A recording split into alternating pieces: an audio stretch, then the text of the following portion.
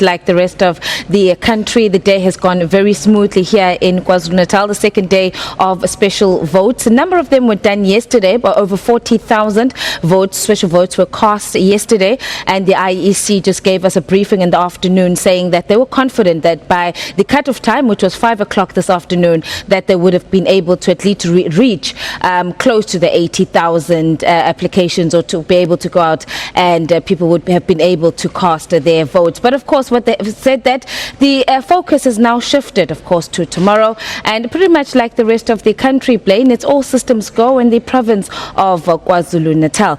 But we've also had some very interesting developments in KZN insofar as the NFP votes are concerned. And now joining me to discuss this further, I have a political analyst, Dr. Bheki Mngomezulu. Dr. Mngomezulu, thank you very much for joining us.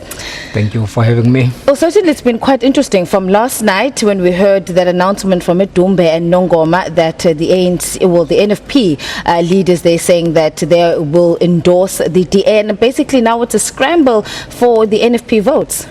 No, absolutely, but that was not unexpected. As you would know, that there were speculations that given that the NFP came from the IFP, then some people were of the view that the NFP will then vote with the IFP. But then the other angle to it was that the NFP in KwaZulu-Natal has been in a coalition with the ANC in 19 hung municipalities. So then there was another view, therefore, saying that the NFP would vote with the ANC.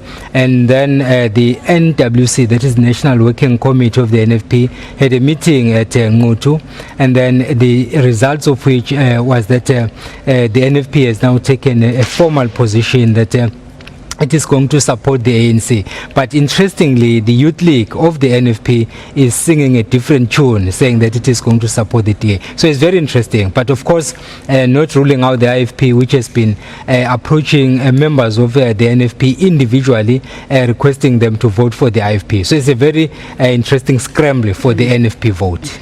But Dr. Mngomezulu, I mean, since last night, we speak about the far north, they're saying that they're going to be endorsing the Democratic Alliance. We've also heard here at eThekwini today in the afternoon a change. They're saying ANC. And there's also now an escort, surprisingly, and NFP members coming out there saying that they're going to support one of the parties, the Al Jamaah. Is this some sort of a strategy? And if it is a strategy, do you think it'll work?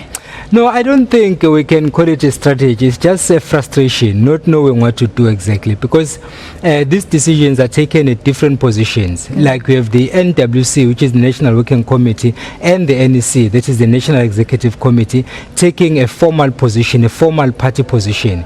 But then we have individuals within the party taking their own individual position. So basically, it's very difficult to say for sure as to whether the majority of the NFP supporters will vote for Party A, Party B, or Party C. I mean, from the look of things, these votes are going to be spread, but not evenly.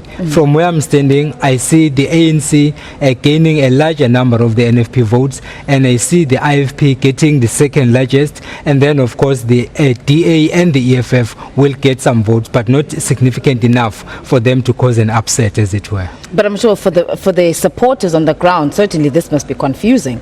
Absolutely, it's confusing. It's been confusing from day one. The day they announced that the NFP is not going to contest the election, there was frustration. Firstly, amongst those who were hoping that they are going to get positions as councillors. So they were frustrated, because if I were in their shoes, I would have felt the same.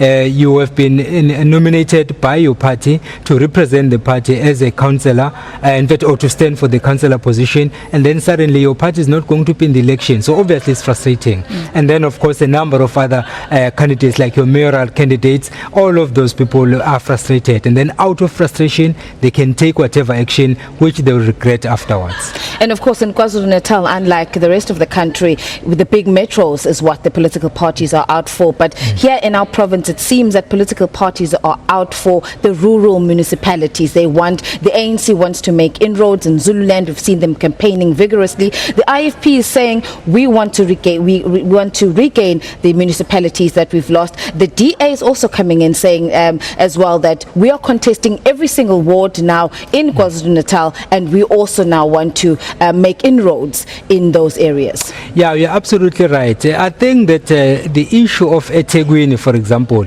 it's almost a done deal. The ANC might not get the same number of votes it got last time, but then from the look of things, it is still going to win, but then with a lower margin, of course.